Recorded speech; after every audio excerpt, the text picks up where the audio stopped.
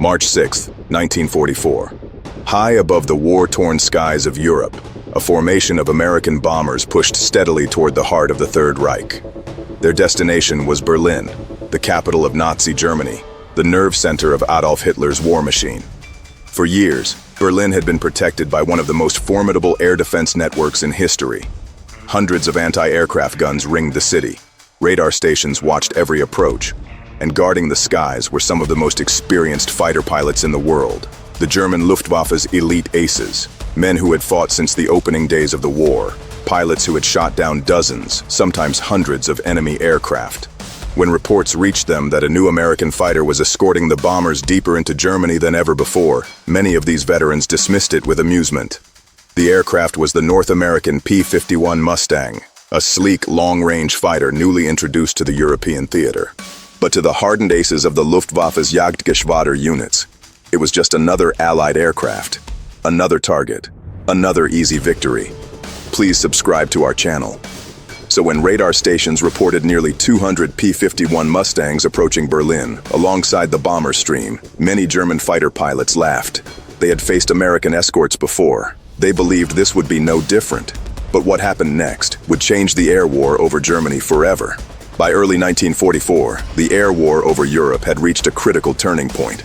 The United States Army Air Forces had launched a relentless campaign of strategic daylight bombing against Nazi Germany. Factories, oil refineries, rail yards, and aircraft production plants were all targets. The mission was simple: destroy Germany's ability to wage war. But the cost had been enormous.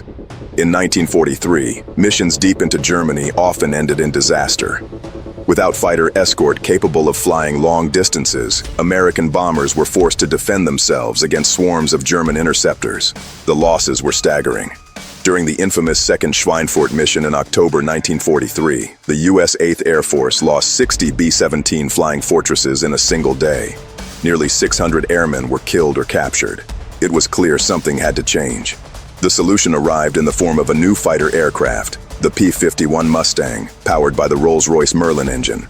The Mustang was fast. It could exceed 440 miles per hour at altitude. It was heavily armed with .650 caliber Browning machine guns. But its most important advantage was range.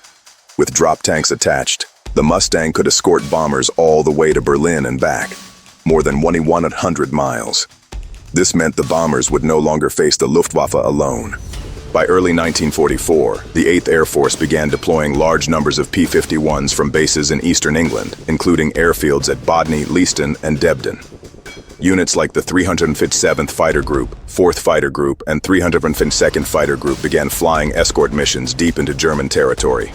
Their mission was clear: protect the bombers and destroy the Luftwaffe. The stage was set for one of the most dramatic air battles of the war. The morning of March 6, 1944, dawned cold and clear across southern England.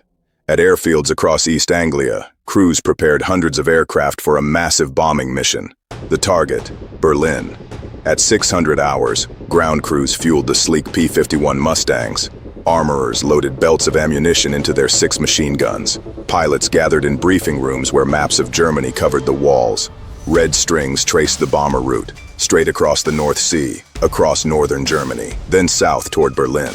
The pilots quickly understood the significance. This was the deepest penetration mission yet attempted. Berlin was nearly 600 miles from England. For the Mustang pilots, this would test the limits of their aircraft. At 07:30 hours, engines roared to life across dozens of airfields. The thunder of Packard-built Merlin engines filled the air. Squadrons began taxiing toward the runway. One by one, the fighters lifted into the gray morning sky. Climbing to 25,000 feet, they formed up into escort groups. By the time the formation crossed the Dutch coast, nearly 200 P-51 Mustangs were flying alongside the massive bomber stream. Ahead of them were more than 700 American bombers, including B-17 Flying Fortresses and B-24 Liberators. Below them lay Germany.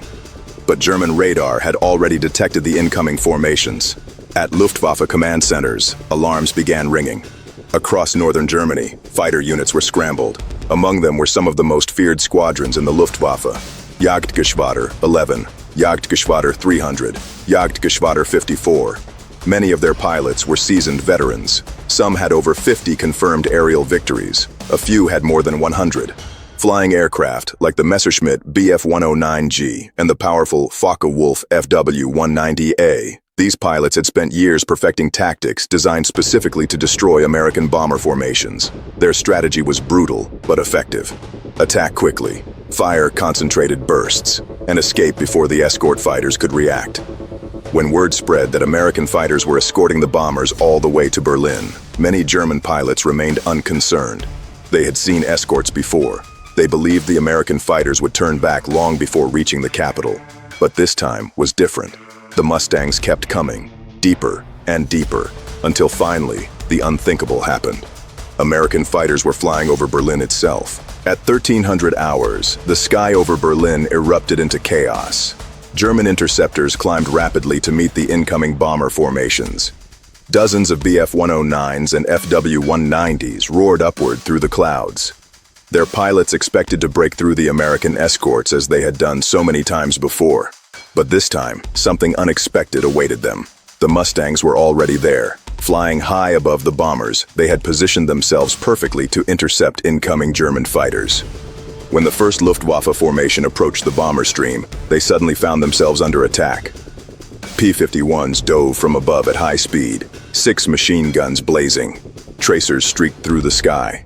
German pilots who expected easy bomber targets now faced aggressive American fighters. Within minutes, the sky above Berlin turned into a swirling battlefield. Dogfights erupted across miles of sky. Mustangs twisted and rolled through the clouds. German fighters tried to break through toward the bombers, but were repeatedly intercepted. Some Luftwaffe pilots attempted head-on attacks against the bombers. Others tried to outmaneuver the Mustangs, but the P-51 had several advantages. It was faster at high altitude, it had excellent maneuverability, and its long range meant American fighters could remain over Berlin far longer than German commanders had anticipated. Still, the battle was far from easy. German pilots were experienced and determined. Many had survived hundreds of missions. They knew how to fight. For more than 2 brutal hours, the battle raged across the skies of Berlin. Engines screamed. Machine guns thundered. Aircraft spiraled downward, trailing smoke. Below them, Berlin's anti-aircraft batteries opened fire. Hundreds of 88mm flak guns filled the sky with black bursts of exploding shells. American bombers flew straight through the deadly barrage. The Mustangs fought desperately to keep the German fighters away. But the situation was becoming increasingly dangerous. Fuel levels were dropping. Ammunition was running low, and more German fighters continued to arrive. For a moment, it seemed the Luftwaffe might overwhelm the escort fighters after all. But then the Mustang pilots did something unexpected. Instead of staying close to the bombers, many escort groups began hunting German fighters aggressively. This was a new tactic. Rather than waiting defensively, the Mustangs pushed outward. They chased German aircraft across the sky. They intercepted reinforcements before they could even reach the bombers. Some P-51 pilots even pursued enemy fighters back toward their airfields. This aggressive strategy shocked the Luftwaffe. German formations trying to climb toward the bomber stream were suddenly intercepted far from their intended targets. The sky became a deadly hunting ground.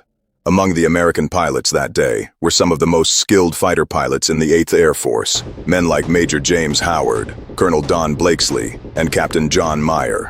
They pushed their aircraft to the limits, diving through the clouds at high speed, climbing back into combat again and again. What happened next would become legendary. German fighters began falling from the sky in increasing numbers. The Mustang's 650 caliber machine guns tore through enemy aircraft with devastating effect. A burst lasting only seconds could shred an engine or rip apart a wing. Several Luftwaffe formations were forced to break off their attacks entirely. Others tried to escape, but the Mustangs were faster. By 1500 hours, the skies above Berlin belonged to the American escort fighters. For the first time in the war, German pilots realized something had changed.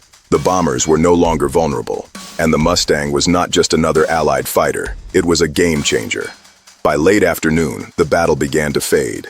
The American bombers had dropped their payloads on Berlin's industrial targets. Factories and rail yards burned across the city. Smoke rose thousands of feet into the sky.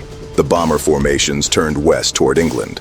The Mustangs remained with them for as long as possible. Only when fuel gauges approached empty did they begin turning back toward their bases. When the surviving aircraft finally landed in England, the results became clear. The Luftwaffe had suffered heavy losses, Dozens of German fighters had been shot down or damaged. Several experienced pilots were killed. The Americans had losses as well, both bombers and fighters. But the balance had shifted. The Mustang had proven it could escort bombers all the way to Berlin. More importantly, it could defeat the Luftwaffe's best fighters in combat. In the months that followed, this would have devastating consequences for Germany. The 8th Air Force continued launching massive daylight bombing missions with P-51 Mustangs escorting them deep into German territory. Luftwaffe fighter units were forced into increasingly desperate battles. Experienced pilots were lost faster than they could be replaced. By mid-1944, German air defenses were collapsing. The Allies had achieved what they had long sought: air superiority over Europe. And the Mustang played a crucial role in that victory. What began as a fighter many German aces laughed at had become one of the most feared aircraft in the skies. For the men who flew that mission over Berlin, the memory of the battle would never fade. They had faced experienced enemy pilots, deadly anti-aircraft fire, and the vast distances of the European theater. Yet through courage, skill, and determination, they had changed the course of the air war. Their story remains one of the defining moments in the history of the P-51 Mustang and the Allied air campaign over Europe. This was just one of countless untold stories from the Second World War. Subscribe to our channel as we continue to bring these forgotten chapters of history back to life.